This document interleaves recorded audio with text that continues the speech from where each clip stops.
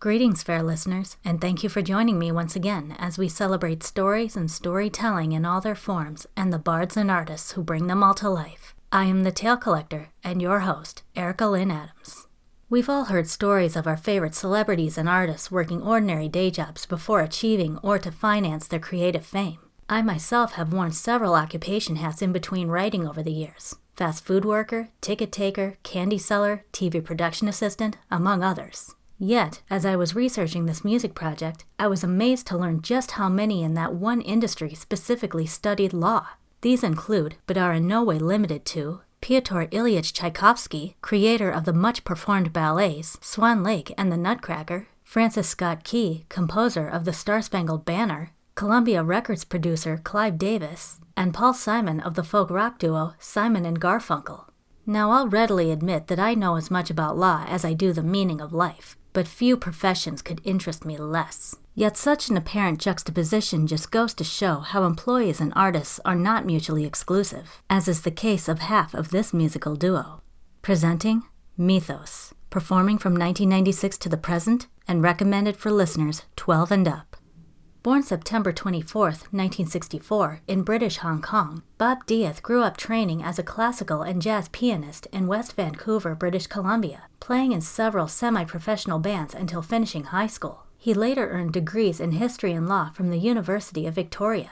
Joining alternative rock group Rhymes with Orange as keyboardist in 1991, he toured Canada many times before stepping back to be a co-managing non-touring member of the band, during which it received a Juno Award nomination for Best New Artist, and he himself was honored with a Best Keyboardist nomination at Canadian Music Week. During all this, he started his own private practice in real estate and entertainment law, having worked as counsel for various law firms throughout the 1990s. He also served as a member of the British Columbia Legislative Assembly for Maple Ridge Mission from May 2017 to September 2024, and as Parliamentary Secretary for Arts and Film from December 2022 to November 2024. As of writing, he practices solely as a music lawyer and is both executive director of the British Columbia Music Association, Music BC, and president of the music label and consulting company, Adagio Music. It was after Dieth's time with Rhymes with Orange and several years of urging from his father that he teamed up with his brother's best friend from high school, classically trained guitarist Paul Schmidt. The idea behind what would eventually become Mythos was to create music better suited for film and TV rather than for commercial radio, as well as showcase the duo's composing ability. Ironically, it was around this time that instrumental songs, new age and otherwise, were beginning to make their way onto radio. The duo decided to try their luck and send in one of their early EPs, November, which immediately became a hit. Their first two studio albums, Introspection and Iridescence, were released under Dieth's Spark Records label with next to no publicity outside of Canada. But after Mythos was picked up by Higher Octave Music, said albums were reworked and combined into the project's eponymous album in 1998, earning Dieth and Schmidt greater exposure and acclaim, including a number 18 spot on the Billboard Top New Age album list the following year. Incidentally, like several of my favorite New Age artists, my own exposure to Mythos was via the New Age compilation CD series Pure Moods, November being their contributed track. Though Dieth and Schmidt are the musical heart and soul of Mythos, and though their name is literally the Greek word for myth, the duo brings the world into their world music. Rather than recruit longtime members like a traditional band, they instead bring in several renowned guests for their myriad albums, from musicians like jazz singer Jennifer Scott, who's performed at jazz festivals all over Canada and the US, and virtuoso bass player Renee Wurst, who's worked with big names like David Bowie and Aerosmith, to technical artists like engineer and mixer Mark Hensley, who won a 2018 Emmy for his sound design on the Netflix series Genius. Speaking of the world, I can no longer see Mythos' cover art and not think about the 2 weeks I spent in Italy back in high school.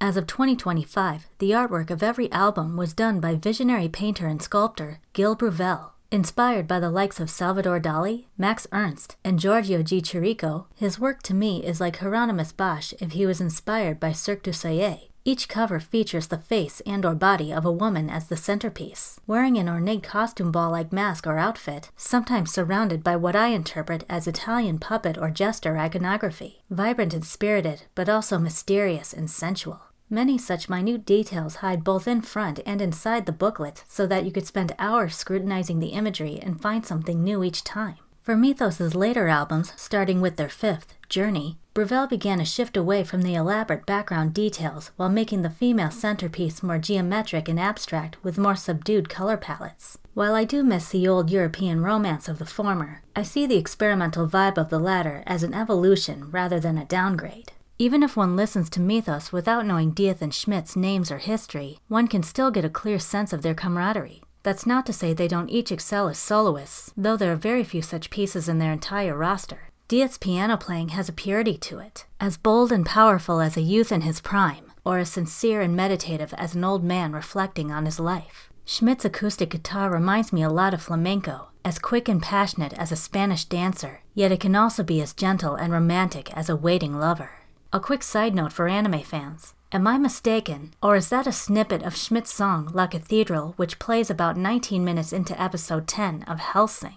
But it's the duets that truly make Mythos shine. Through their masterful skills at their respective instruments, the two men together offer many unique combinations of moods and tones, making their songs all the richer and more dynamic. As mentioned earlier, though primarily instrumental, Mythos does include some vocalization. You know how most vocal songs in general place the singer in the forefront while the instrumentation backs them up?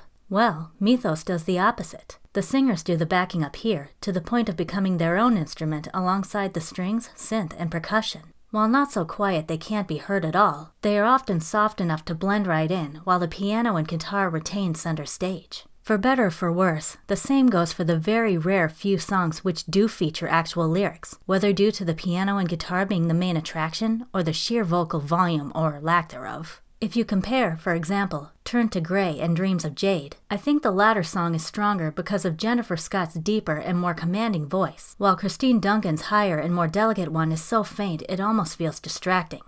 Almost. Activities like practicing music law or traveling to Europe can seem commonplace on the surface, yet in the right context they can lead to memorable experiences. Music from a single source that could feel equally at home in a modern cafe or a retro Sonic the Hedgehog game is equally memorable, especially when it comes from a place of friendship and creativity. This is the specialty of Mythos, two talented friends combining ordinary piano and guitar and various world styles and music professionals to produce an extraordinary array of timeless, nostalgic, and imaginative auditory art.